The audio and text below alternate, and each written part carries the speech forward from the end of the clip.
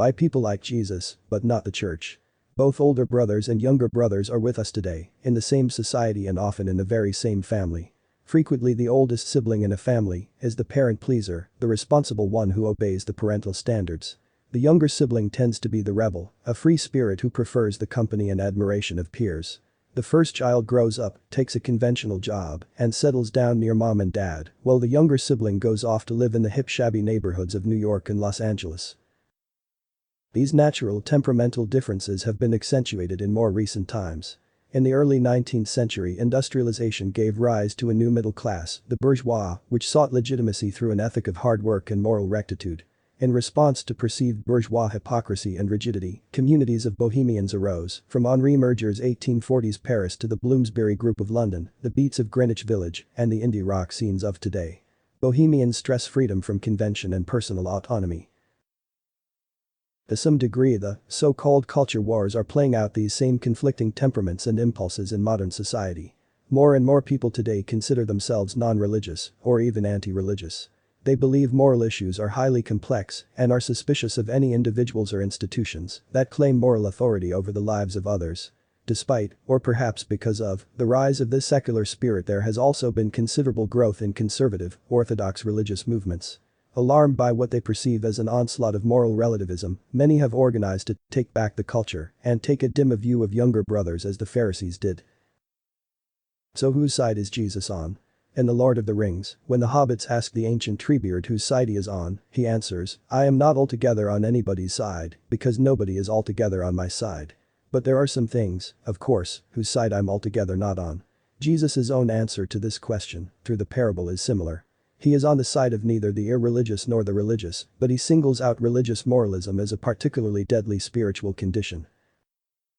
It is hard for us to realize this today, but when Christianity first arose in the world, it was not called religion. It was the non-religion. Imagine the neighbors of early Christians asking them about their faith. "Where's your temple?" they'd ask. The Christians would reply that they didn't have a temple. But how could that be? "Where do your priests labor?" The Christians would have replied that they didn't have priests. But, the neighbors would have sputtered, "Where are the sacrifices made to please your gods?" The Christians would have responded that they did not make sacrifices anymore. Jesus himself was the temple to end all temples, the priest to end all priests, and the sacrifice to end all sacrifices. No one had ever heard anything like this. So the Romans called them atheists, because what the Christians were saying about spiritual reality was unique and could not be classified with the other religions of the world. This parable explains why they were absolutely right to call them atheists. The irony of this should not be lost on us, standing as we do in the midst of the modern culture wars.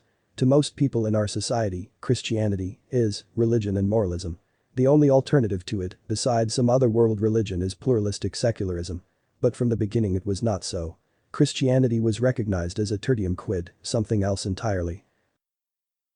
The crucial point here is that, in general, religiously observant people were offended by Jesus, but those estranged from religious and moral observance were intrigued and attracted to him. We see this throughout the New Testament accounts of Jesus' life. In every case where Jesus meets a religious person and a sexual outcast, as in Luke 7, or a religious person and a racial outcast, as in John 3-4, or a religious person and a political outcast, as in Luke 19, the outcast is the one who connects with Jesus, and the elder brother type does not. Jesus says to the respectable religious leaders, "The tax collectors and the prostitutes enter the kingdom before you." Matthew 21:31. Jesus' teaching consistently attracted the irreligious, while offending the Bible-believing, religious people of his day. However, in the main, our churches today do not have this effect. The kind of outsiders Jesus attracted are not attracted to contemporary churches, even our most avant-garde ones. We tend to draw conservative, buttoned-down, moralistic people. The licentious and liberated are the broken and marginal avoid church. That can only mean one thing.